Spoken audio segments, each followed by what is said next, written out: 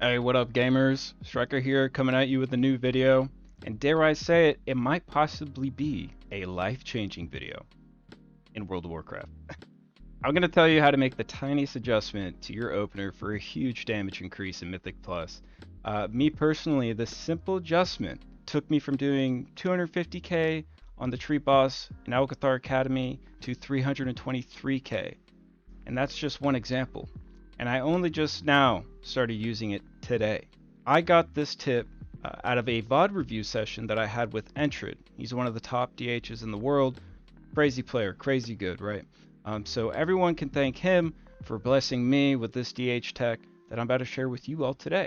And for those that don't know me, my name is Striker DH in game. I'm a 3.2k rated Havoc Demon Hunter in Mythic Plus, and I am currently ranked 24th in the world across all Demon Hunters, Havoc Demon Hunters. But first guys, real quick, only 15% of you who watch my videos are subscribed, so do your boy a huge favor and hit that subscribe button right there on the bottom right. Alright my Illidari, I think we all know that the Misery and Defeat talent can be very hit or miss amongst our Demon Hunter brethren. Some don't even play the talent, on a consistent basis, because maybe they're not finding consistent value out of it, and they can't justify the talent choice, maybe over some extra survivability for a hard-hitting dungeon, or some extra utility like a shorter Chaos Nova cooldown, right? But with this tip, there's pretty much never gonna be a situation where you should not be running it. The potential burst AoE is earth-shattering. The DPS increase is large. So, it's time to drop this knowledge bomb on you. Alright, let's go. Alright guys, here's the lesson. Now first, let me show you an example of the potential burst AoE. This was from the 23 Alcathar Academy I did today, just for fun. Tell me if you can see what was different. On the bottom right of the screen, there's a ability tracker. Beware.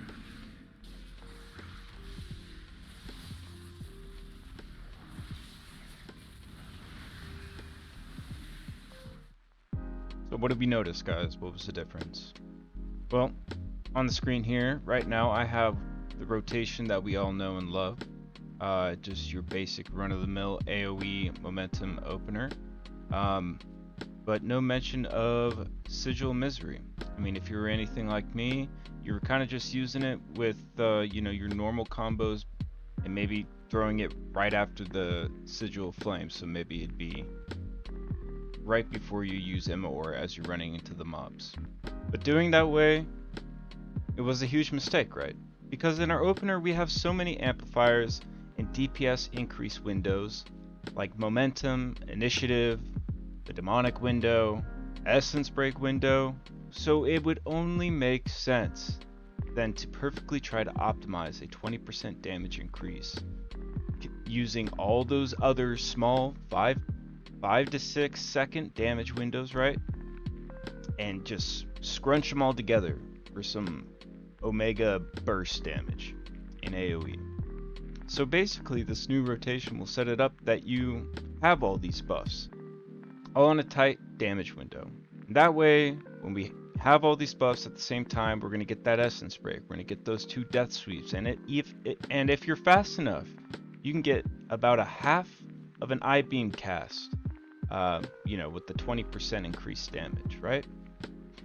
But wait, there's more. On top of all this, you still have the growing Inferno ticks on the Immolation Orb, still probably going at this point, right? And maybe the last 5 ticks of that is still getting the Misery and Defeat 20% damage increase, right? And so what I'm getting to here is that it's all gonna increase the potential damage your Rage Fire is gonna explode for. It won't increase the damage of the actual Rage Fire explosion, right? Like the explosion itself, but it's gonna help build up that Rage Fire even bigger with the growing Inferno Immolation Aura ticks, right? So, all that to say, basically, even when after your huge damage Essence Break window's over, you still got more left in the tank. And when your Imma Aura expires, you're gonna burst for another huge amount of damage. Uncapped AoE, right? So, obviously, that's all to say the burst potential is absolutely insane here. And this will giga boost your overall DPS in Mythic Plus dungeons. Especially in dungeons like Alcathar Academy, Halls of Valor, where there are many large pulls, over and over and over and over again, right? My highest overall in an Alcathar Academy before learning this was 133k DPS overall. And that, that's okay.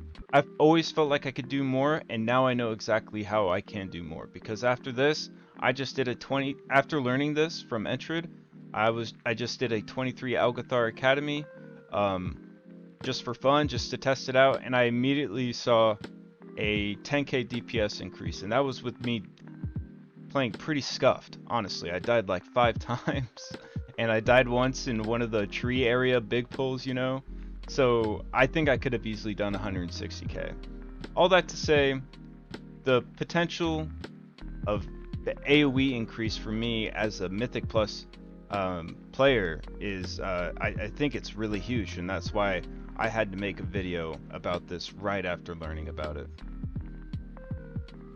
So, once again, let's put this into practice. Also on the screen there is a little graphic for you guys to check out of the actual rotation and what I'm going to be doing here right now.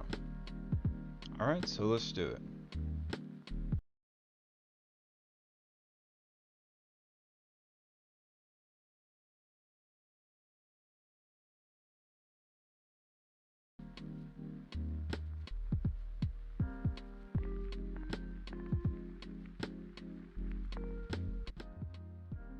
Remember guys, you're going in with the Sigil Flame, Immolation Aura, Fell Rush, then you're hunting in, then you're using an I-Beam before even sending Sigil Misery.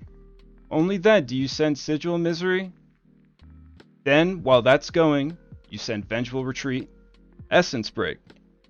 And after this Vengeful Retreat, everything is amplified by 20% because of the Sigil Misery. You also have Momentum buff up and the Initiative buff up, all for this good stuff right here. So for the Essence Break, the Death Sweep, the second Death Sweep, and the I-Beam.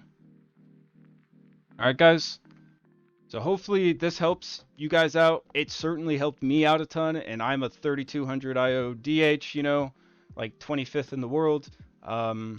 So I can only imagine it helped you guys too. If it doesn't, that's great. That's fine.